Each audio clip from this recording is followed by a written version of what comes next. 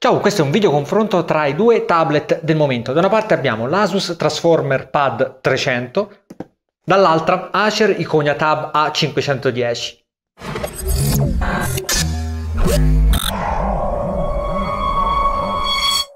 Sono entrambi disponibili in Italia per 399 €, usano la stessa piattaforma hardware Nvidia Tegra 3, hanno 32 GB di memoria RAM, entrambi hanno Wi-Fi, Bluetooth, GPS, sono molto simili dal punto di vista tecnico, quindi perché preferire un modello rispetto all'altro? Cerchiamo di approfondirlo proprio in questo filmato. Iniziamo guardando le confezioni. In quella Acer abbiamo la documentazione cartacea, anche abbastanza grande, altra modulistica cartacea e il nostro alimentatore. In quella Asus, molto più essenziale, abbiamo allo stesso modo la dotazione cartacea, eccola qua, ma in più abbiamo il pannettino per pulire il tablet e un alimentatore che, confrontato con quello dell'Iconia Tab del modello Acer, appare molto più piccolo, molto più leggero ed anche un pochetto più moderno così esteticamente. La lunghezza del cavo è pressappoco identica. Possiamo dire che il round contenuto della confezione lo vince quindi il tablet Asus. Passiamo all'estetica. Acer ha un tablet che pesa 677 grammi, Asus ha un tablet che pesa 633 grammi. E poi il Transformer è anche più sottile di Acer Iconia Tab, come vedete qua nelle immagini, e come vi dicono i numeri, che parlano di uno spessore per Transformer Pad pari a 9,9 mm ed uno spessore di Iconia Tab A510 pari a 11,9 mm.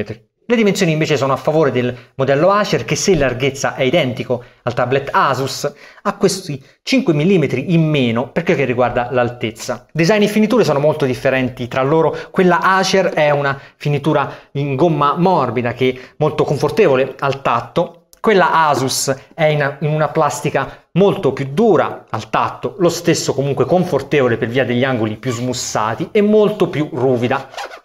In più Asus propone la colorazione blu, bianca o rossa e Acer nera o silver argento. La qualità delle finiture è identica tra i due modelli, sono sullo stesso livello, però il peso inferiore e il spessore inferiore del modello Asus me lo fanno scegliere come vincitore del secondo round, del round estetica.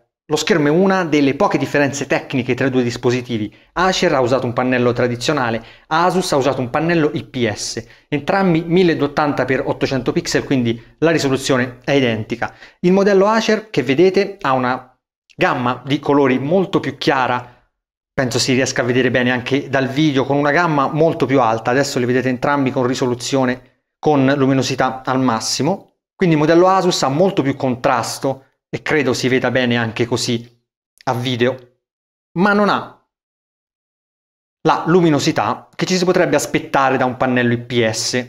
L'Asus IPS ha anche degli angoli di visuale migliori rispetto a quelli del modello Acer, che però da questo punto di vista si difende abbastanza bene. Ora, considerando che abbiamo comunque in entrambi i casi dei pannelli di qualità media che devono essere usati con luminosità al massimo per ottenere dei buoni risultati, considero migliore tra i due quello Asus, perché se non altro almeno è un IPS e ha dei colori più profondi ed un contrasto maggiore. Passiamo alle fotocamere integrate. In Transformer Pad abbiamo una 8 megapixel, in Acer Iconia Tab A510 abbiamo una 5 megapixel, questo per le posteriori. Nelle frontali abbiamo la 1.3 megapixel, quindi HD 720p del modello Acer, e la 0.3 megapixel, quindi non HD standard, del modello Asus. Quelle che vedete sono delle mini riprese fatte indoor e outdoor proprio con le fotocamere dei due tablet, prima le posteriori e poi le frontali.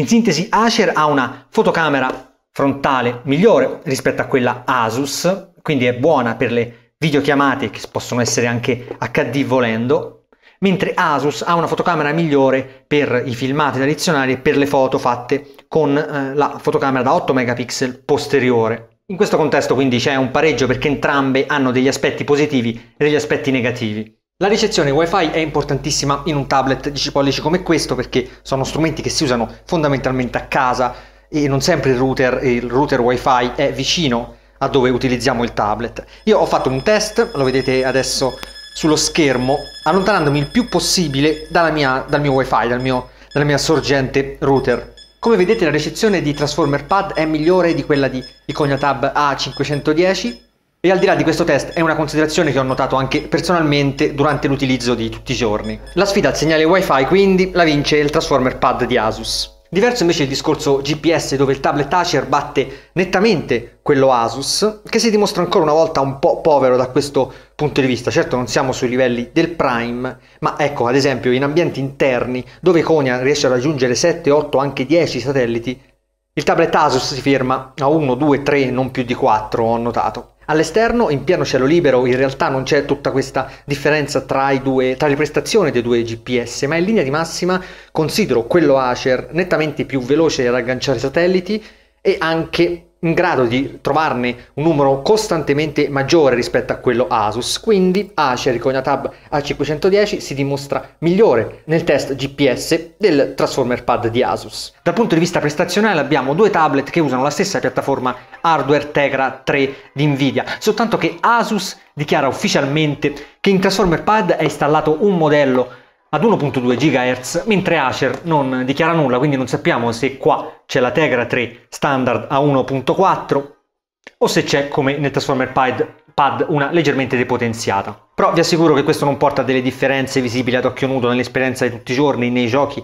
nella riproduzione video 1080p. Entrambi hanno la porta micro HDMI, quindi sono ottimi per essere collegati ad una TV o ad un monitor esterno. Uno dei vantaggi che potrebbe del tablet Acer, che potrebbe essere comodo anche dal punto di vista multimediale, è la porta qua micro USB sul fondo, che attraverso l'adattatore permette di leggere hard disk, pennette o quant'altro che possono magari contenere musica o filmati, appunto. Di contro il fondo, la parte bassa del pannello di Acer Konya Tab tende ad essere molto più calda rispetto a quella del tablet Asus, che generalmente si mantiene sempre molto più freddo rispetto al tablet Acer. Quindi per il round multimediale abbiamo sostanzialmente un pareggio. Dal punto di vista software invece troviamo un tablet Asus ricco di applicazioni proprietarie Asus ed esclusive Asus, compresa la suite cloud, che tra l'altro verrà potenziata proprio nelle prossime settimane. Sono dei software esclusivi che trovate soltanto in questi tablet, così come le 3 impostazioni energetiche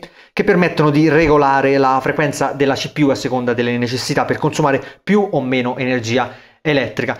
Acer di contro non installa nulla di diverso dal solito, sono le solite app Google, i soliti software che si trovano in tutti i tablet Android. Ci sarebbe l'esclusiva della visione degli Olimpiadi su Eurosport, ma è una caratteristica non disponibile per il tablet italiano. Quindi dal punto di vista software è Asus il migliore. Come ultimo confronto, una delle caratteristiche più importanti quando si sceglie un tablet, ovvero l'autonomia, e da questo punto di vista Acer con la sua batteria da 9800 mAh, che abbiamo visto rende il tablet Konya Tab più pesante e più spesso del modello Asus, però di contro gli assicura almeno un 3 ore minimo di autonomia in più rispetto a quella Asus.